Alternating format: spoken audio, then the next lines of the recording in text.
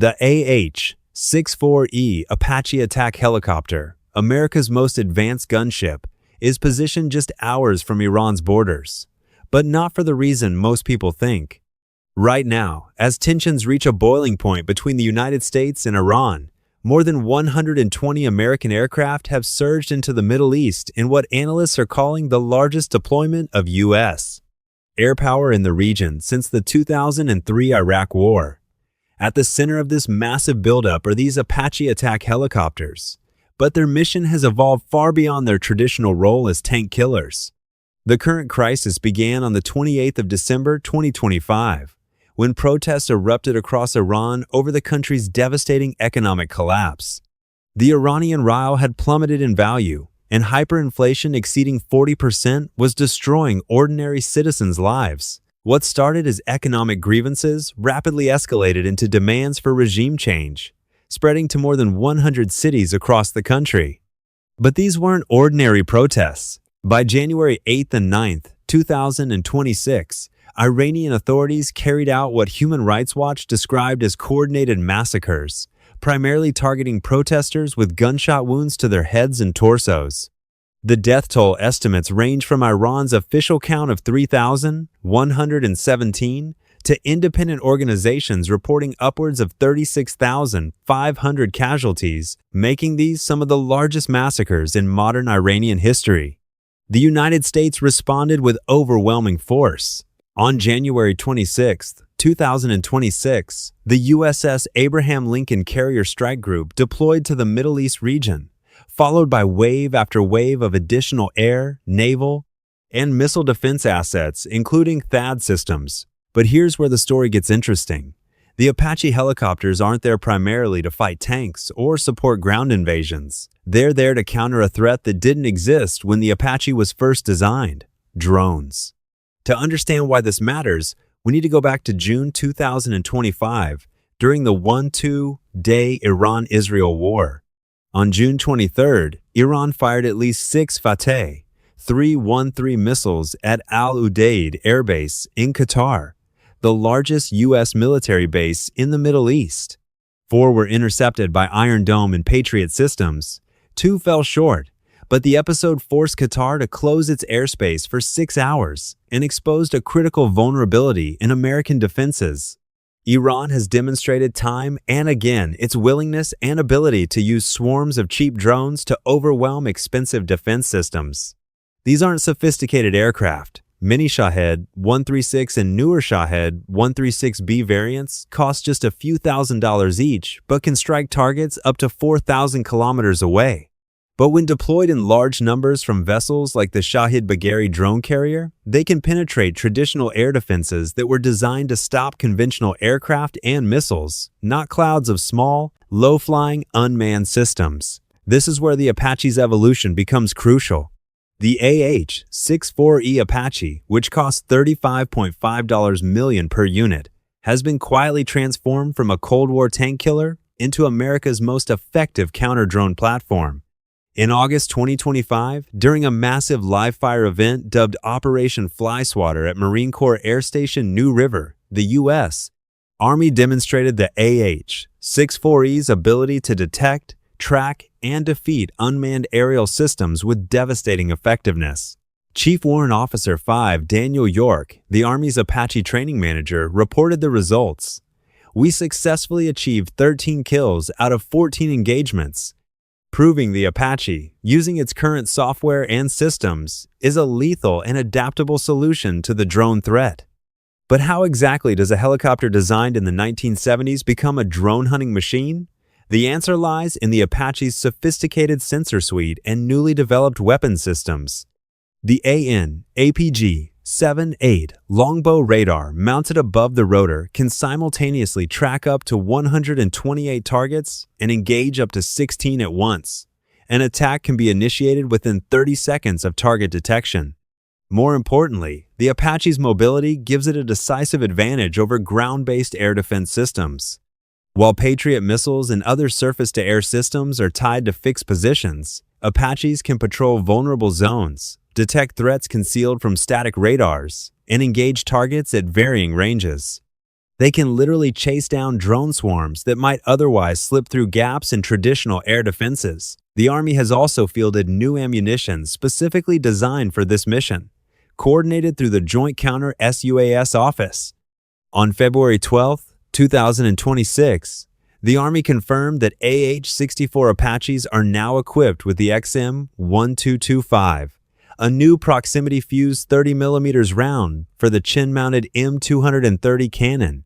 This ammunition doesn't need to directly hit a small drone to destroy it. It explodes when it gets close enough, creating a cloud of shrapnel that can take down multiple targets. Each Apache can carry 1,200 rounds of this specialized ammunition. From a cost perspective, this makes perfect sense. Using precision rockets or 30mm rounds against small drones is far more economical than expending high-value air defense interceptors that can cost hundreds of thousands of dollars each.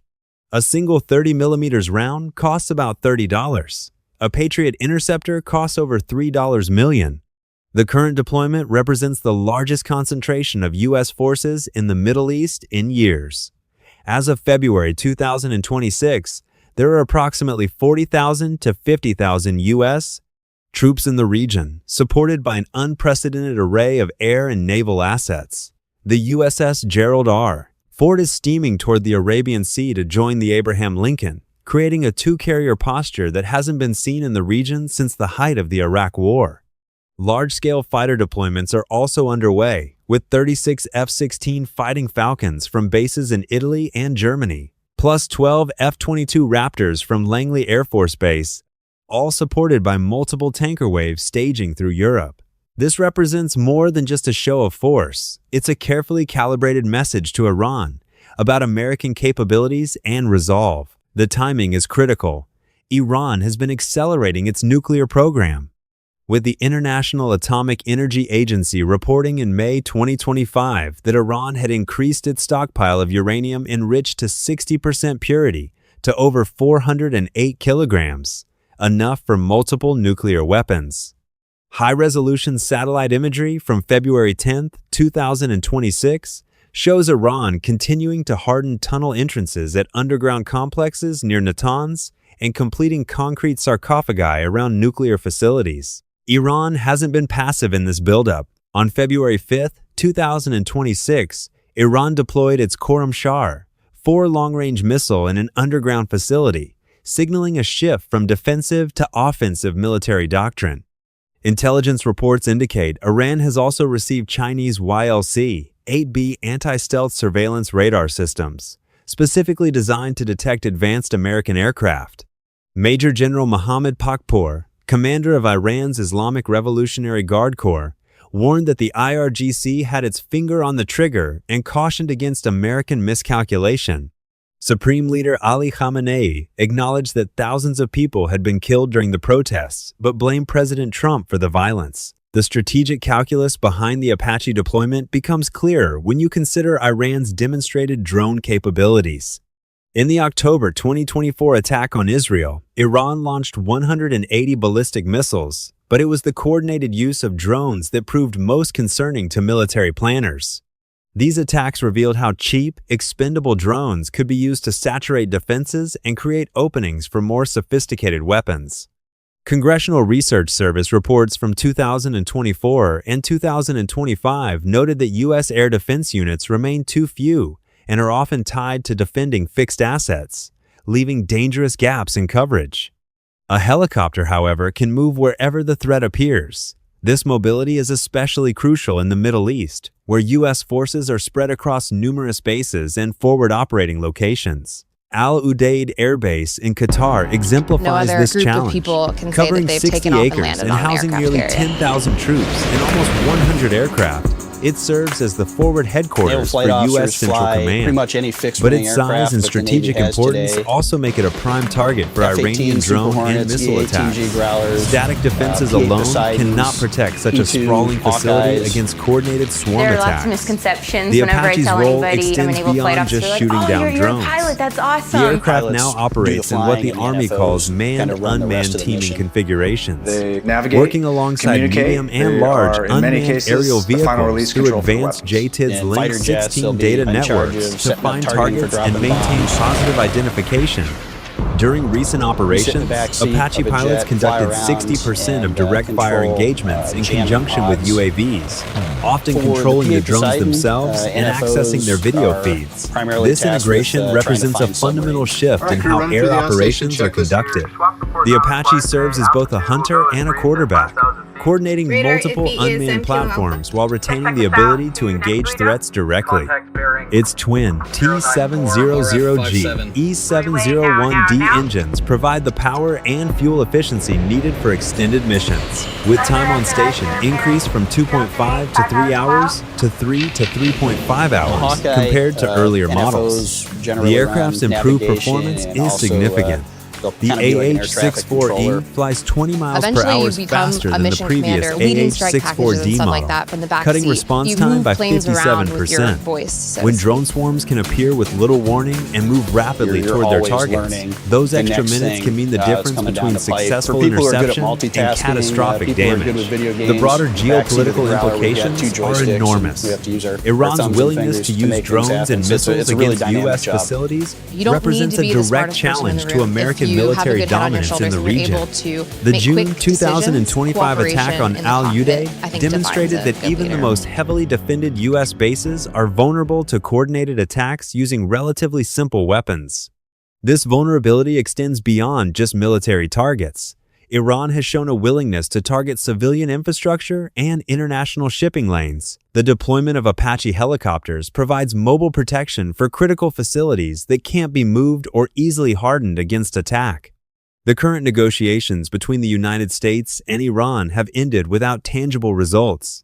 Despite cautious optimism expressed by Iranian Foreign Minister Abbas Araghchi, President Trump has given Iran 10 to 15 days at most to agree to a deal over its nuclear program, creating a ticking clock scenario that makes the military buildup even more significant. Treasury Secretary Scott Bessent reported that senior Iranian leaders are moving tens of millions of dollars out of the country, describing it as evidence the regime is abandoning ship. This financial exodus suggests Iran's leadership may be preparing for either significant political change or military confrontation. The Apache deployment also reflects lessons learned from recent conflicts, particularly the war in Ukraine, where small drones have inflicted disproportionate damage on ground forces. The U.S.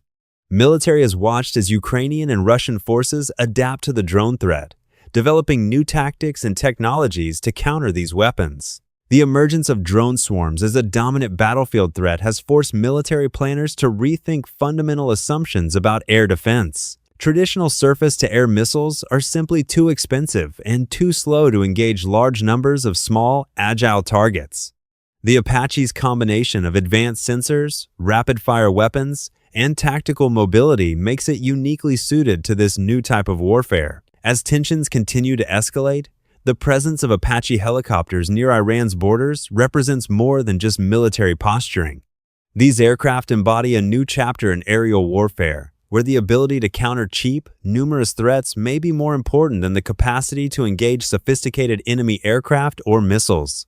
The transformation of the Apache from tank killer to drone hunter reflects the broader evolution of modern warfare. In an era where a $1,000 drone can potentially disable a $100 million aircraft, the military's most valuable platforms may be those that can efficiently engage large numbers of small threats, rather than small numbers of large ones.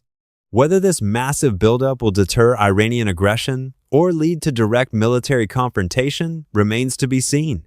But one thing is certain: the AH-64E Apache helicopters, now positioned throughout the Middle East, represent America's cutting-edge response to one of the most pressing military challenges of the 21st century. In the high-stakes game of deterrence now playing out between Washington and Tehran, these transformed tank killers may hold the key to preventing a catastrophic regional war.